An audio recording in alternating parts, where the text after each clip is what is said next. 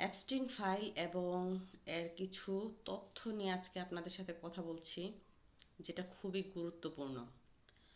বর্তমানে এটা হচ্ছে একটা আলোচ্য বিষয়। লাস্ট 2-3 দিন কোনো রকম আমি মাথা থেকে এই বিষয়গুলা ছাড়তেই পারতেছি না। পৃথিবীটা কতটা জঘন্যতম পর্যায়ে চলে গেছে, জাস্ট ইমাজিন করতে পারবেন না আপনারা।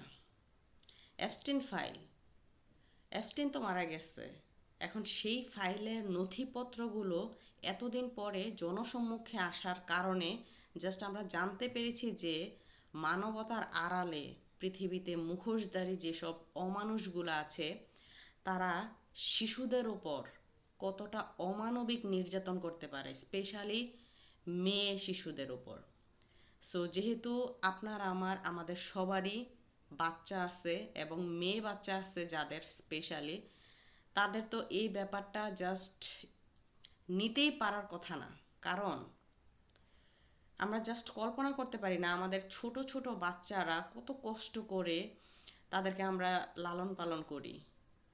এরকমই তো সেই বাচ্চাগুলা ছিল যাদেরকে অ্যাবিউজ করা হয়েছে, মলেস্ট করা হয়েছে সমাজের পশুদের দ্বারা, যারা কিনা তথাকথিত নামকরা সম্পদশালী প্রভাবশালী বিজনেসম্যান অথবা কোনো প্রেসিডেন্ট অথবা রাজ পরিবারের কোনো সদস্য। সেইখানে আপনি জাস্ট চিন্তা করেন তাদেরকে জাস্ট কতটা জঘন্যভাবে মলেস্ট করে দেন তাদের মাংসগুলা ওরা স্যুপ করে আনন্দ মিছিলের মাধ্যমে খেত। এগুলো যতটা জানতেছি এই ব্যাপারগুলো না জাস্ট সহ্য হচ্ছে না আর। এই ব্যাপারগুলো কিন্তু 1-2 দিনে ঘটেনি, এগুলা বছরের পর বছর ধরে অনেক প্ল্যানিং করে সমাজের কিছু নরপশুরা তাদের প্রভাব খাটিয়ে টাকার জোরে এরকম অবস্থাটা ক্রিয়েট করেছে।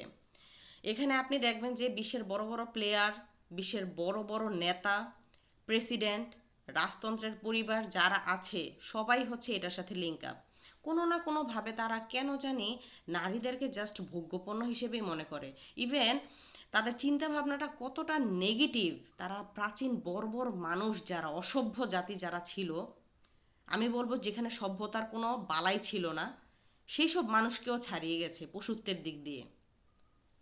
এত এত এত কিছু করে, এত সভ্যতায় বাস করে, এত শিক্ষা অর্জন করে কি লাভ? মানবতার আড়ালে যদি এসব পাচার, এসব শিশু নির্যাতন হয়। আজকে জাস্ট কয়েকটা দিন কি যে একটা ট্রমার মধ্য দিয়ে যাচ্ছি এই ব্যাপারগুলো নিয়ে, এখন খুব ভয় হয় নিজের সন্তানকে নিয়ে।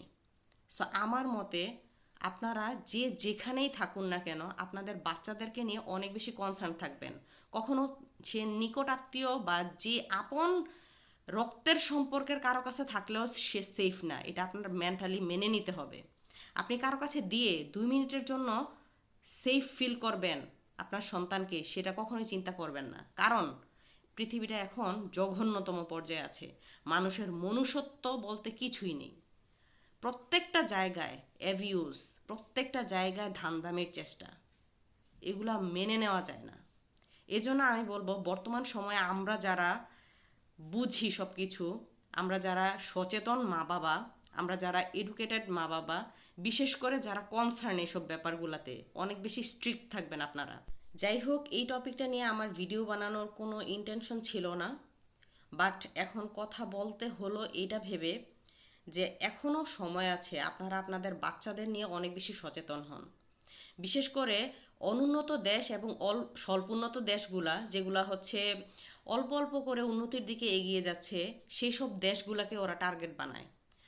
ভ্যাকসিন, বিভিন্ন ট্রিটমেন্ট, বিভিন্ন মানবতার আড়ালে তারা এসব সংগঠনগুলা আপনাকে হেল্পের ধান্দায় এরকম প্রলোভন দেখাবে যে আপনাকে অনেক বেশি ইমপ্রুভ করবে, আপনার জনগণের অনেক কল্যাণ করবে। আলটিমেটলি তারা কিন্তু তাদের এই ধরনের যে খারাপ টেন্ডেন্সিগুলো, এগুলো হাসিল করার জন্যই মূলত বাছাই করে। সো এই ব্যাপারগুলা অবশ্যই আপনারা সচেতন হবেন। যেখানে সেখানে টিকা দেওয়া, যেখানে সেখানে বাচ্চার ভ্যাকসিন দেওয়া, যে কোনো মেডিসিন গ্রহণ করা, এগুলা থেকে বিরত থাকবেন অ্যাটলিস্ট। আর প্রত্যেকটা ব্যাপারে আপনারা যারা একটু বোঝেন বা সচেতন প্যারেন্টস যারা আছেন, তারা প্রত্যেকটা ব্যাপারে আপনারা কনসার্ন থাকবেন বাচ্চাদেরকে নিয়ে। বিশেষ করে বর্তমানে ছেলে হোক বা মেয়ে হোক, যে কোনো বাচ্চাই, আপনারা কিন্তু কারো কাছে আপনার বাচ্চাকে সেফ মনে করবেন না। কারণ কি, উইদাউট ইউ, হ্যাঁ অনলি ইউ, মা, মা ছাড়া বাচ্চার সবচেয়ে নিরাপদ জায়গা আর কোনোটাই না।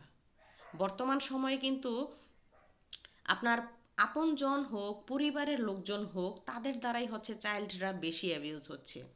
হয়তো বাংলাদেশে এগুলা এত মানে পাশবিকভাবে হচ্ছে না, বাট বাংলাদেশেও কিন্তু কম হচ্ছে না। ধর্ষণ বলেন, বাচ্চাদের মলেস্ট বলেন, এই ব্যাপারগুলো প্রতিনিয়ত মানে সংবাদপত্রের শিরোনামে থাকেই। জাস্ট আপনি নিউজ ফিডে ঘোরাঘুরি করবেই। এই ব্যাপারগুলো নিয়ে আসলে আমাদের অনেক বেশি সচেতন থাকতে হবে। আলটিমেটলি আপনাদের কাছে আমার এটাই রিকোয়েস্ট, আপনারা অনেকে আছেন যে হ্যাঁ, বাচ্চাদেরকে নিশ্চিন্তে এখানে সেখানে ছেড়ে মানে খুব নিশ্চিন্তে থাকতে পারেন, বাট এখন দয়া করে সেটা করবেন না। অ্যাটলিস্ট আপনার বাচ্চা আপনার সম্পদ। প্রত্যেকটা বাবা মা তাদের বাচ্চাকে অনেক বেশি প্রোটেকশনে রাখবেন, ছেলে হোক বা মেয়ে হোক, উভয়ের ক্ষেত্রে আমি বলবো। আর বিশেষ করে নিকট আত্মীয় স্বজন যারা, তাদের দ্বারাই বেশি মলেস্ট হয় বাচ্চারা। সো এই ব্যাপারগুলো হচ্ছে আপনারা অবশ্যই কনসার্নে রাখবেন। আদারওয়াইজ কিন্তু আপনার বাচ্চার সাথে যে কোনো সময় যে কোনো অকারেন্স হয়ে যেতে পারে, যেটা কিনা কখনোই কাম্য না। বাংলাদেশে এরকম হাজার হাজার ঘটনা আছে, প্রতিনিয়ত এগুলো আমরা নিউজ ফিডে পাই। সো সেই ঘটনাগুলা এতটা বর্বর না হলেও তার চেয়ে কম নয়। পশ্চিমা বিশ্বের যেসব ইহুদি খ্রিস্টানরা আছে, তারা তো পশুর চেয়ে অধম, সেটার প্রমাণ জাস্ট এই ফাইলের মাধ্যমেই হচ্ছে পাওয়া যায়।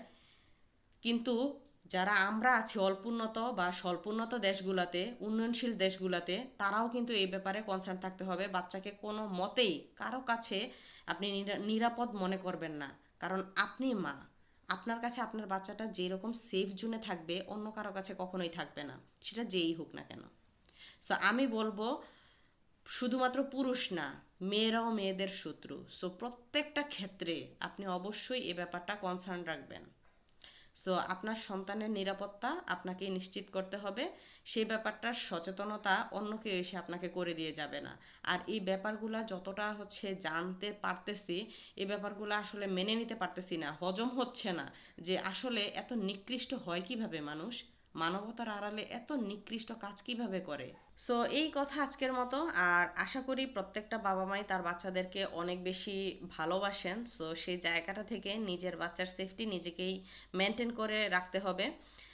সো আপনার আমার বাচ্চার সেফটি অন্য কেউ করে দিবে না, সেটা একান্তই মা হিসেবে আপনার দায়িত্ব। যতদিন আল্লাহ তাআলা আপনাকে বাঁচিয়ে রাখেন, ততদিন পর্যন্ত আপনাকে এই যুদ্ধে জয়ী হতে হবে। আর নিজেদেরকে অনেক বেশি স্ট্রেংথ বলবো, যেটা অর্জন করতে হবে, অনেক বেশি শক্তিশালী হতে হবে। Motherhood is a good period, but মা হওয়ার পর মা হিসেবে দায়িত্ব পালন সেটা প্রপারলি করতে হবে।